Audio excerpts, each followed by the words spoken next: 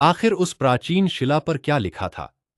क्या वह महादेव का कोई छिपा हुआ संदेश था या सदियों पुराना एक दिव्य रहस्य? सावन की शिव कथा, एपिसोड 7। प्राचीन शिला पर लिखा महादेव का अमर संदेश। सावन की रात थी। शिवकुंड के चारों ओर दीपक जल रहे थे। हवा में बेलपत्र और धूप की सुगंध फैली हुई थी। गांव के सभी लोग उस प्राचीन शिला के सामने खड़े थे जो दिव्य प्रकाश से चमक रही थी। शिवदास धीरे धीरे शिला के पास पहुंचा। जैसे ही उसने अपना हाथ शिला पर रखा, उस पर उकेरे हुए प्राचीन अक्षर स्पष्ट दिखाई देने लगे। शिला पर लिखा था, जिसके हृदय में करुणा है वही कैलाश के मार्ग पर है। पूरा गांव मौन हो गया। शिवदास ने धीरे से उन शब्दों को पढ़कर सुनाया। तभी एक तेज हवा चली। मंदिर की घंटियां अपने आप बजने लगी। शिवकुंड का जल हल्की लहरों से चमकने लगा। तभी शिवदास के हृदय में महादेव की दिव्य वाणी गूंजी। शिवदास, लोग मुझे पर्वतों, मंदिरों और तीर्थों में खोजते हैं, लेकिन जो किसी दुखी का दुख बांटता है, मैं उसके हृदय में निवास करता हूँ। शिवदास की आंखें नम हो गईं। उसी समय भीड़ में खड़ी एक वृद्ध महिला आगे आई। वह बोली, बेटा, कई वर्षों से मैं अकेली हूँ।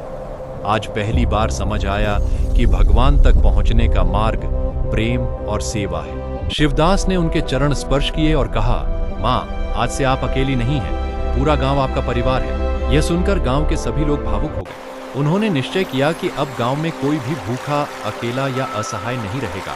अचानक आकाश में बादल हटने लगे। पूर्णिमा का चांद निकल आया। उसकी चांदनी सीधे शिवकुंड पर पड़ी। कुंड का जल चांदी की तरह चमकने लगा।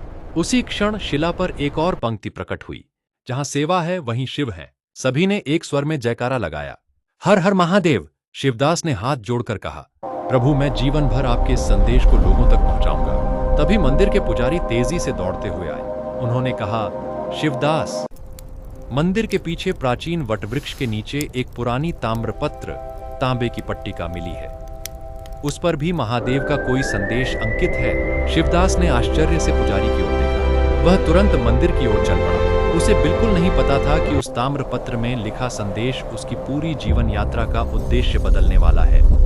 एपिसोड 8। आखिर उस प्राचीन ताम्रपत्र पर क्या लिखा था? क्या वह सदियों से छिपा महादेव का दिव्य उपदेश था? जानिए अगले एपिसोड में। हर हर महादेव।